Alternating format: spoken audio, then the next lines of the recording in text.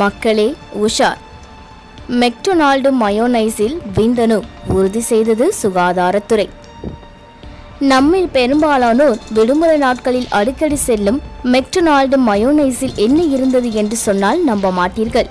மெக்சிகனில் உள்ள மைக்டொனால்டிற்கு சாண்ட்விச் சாப்பிட நண்பர்களுடன் சென்ற ஒரு 31 வயது பெண்மணி மயோனைஸில் ஆணின் விந்தணு இருப்பதை அறிந்தார்.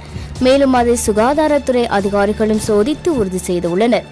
அந்த சாண்ட்விச்சை சாப்பிட்டதால் 2 நாட்கள் கழித்து அப்பெண் மோசமான உடல்நல பிரச்சனையையும் சந்தித்துள்ளார்.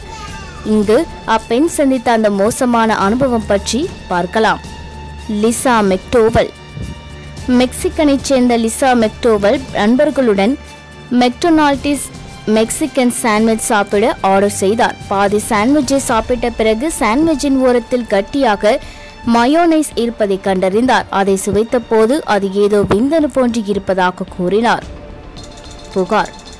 இது குறித்து அந்த கடையின் மேனேஜரிடம் புகார் அளித்த போது அவர்கள் அதை பெரிதாக கண்டு கொள்ளாமல் விட்டுவிட்டார். அது விந்தணுதான் என்பதை எப்படி அப்பெண் கூற முடியும் என்று அவர்களும் புறக்கணித்துவிட்டனர். சுகாதாரத்துறை. மெக்டோவல் இந்த விஷயத்தை கையில் எடுத்துக்கொண்டு அருகில் இருந்த சுகாதாரத்துறையில் புகார் அளித்தார். அவர்களும் அந்த மயோனைஸ் சோதித்து பார்த்தனர். முடிவு. சோதனையின் முடிவில் மயோனைஸில் இருவேறு வகையான விந்தணுக்கள் இருப்பது கண்டறியப்பட்டது. மேனேஜரின் செயல். சுகாதாரத்துறை அதிகாரிகள் உடனே மெக்டொனால்டு விரைந்தனர்.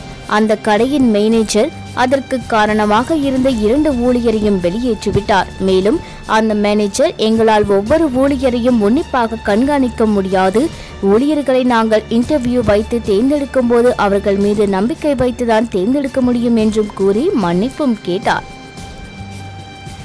2 நாட்கள் கழித்து மெக்டோவல் தூங்கி எழும்போது அவரது வாய் ஓரத்தில் சிவப்பு நிறத்தில் அலர்ஜி போன்று ஏற்பட்டிருந்தது. இது அப்படியே பரவி வாயில் தீவிரமாக பிளவுகளை ஏற்படுத்தியது.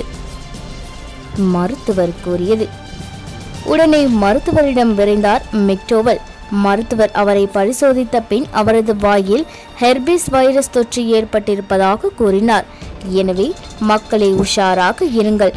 கடைகளில் விற்கப்படும் கண்ட உணவுகளை சாப்பிடாமல் வீட்டிலேயே சுகாதாரமாக சமைத்து சாப்பிடுங்கள். எங்களுடைய நிகழ்ச்சிகள் உங்களுக்கு பிடித்திருந்தால் உடனுக்குடன் கண்டு மகிழ கீழே உள்ள சப்ஸ்கிரைப் பட்டனை அழுத்தவும். எங்களுடைய நிகழ்ச்சிகள் உங்களுக்கு மிகவும் பிடித்திருந்தால் உங்களுடைய நண்பர்களுக்கும் ஷேர் செய்யவும். நன்றி, வணக்கம்.